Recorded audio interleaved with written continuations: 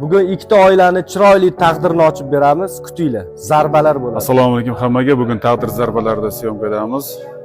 Bu gal ham alkash roliga chaqirgan. Isroilga rahmat. Alkash rol.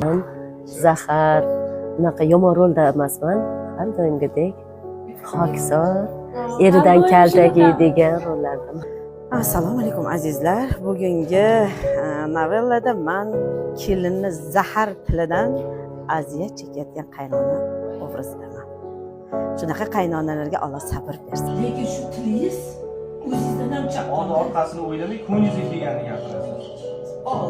Man har doimgidek o'sha rolimni topib berishadi menga, lekin sizlar o'ylagandek hayotda unaqa zahar emasman, juda ham mevashkaman. Mana guvoh Sohib aka, to'g'rimi Sohib aka?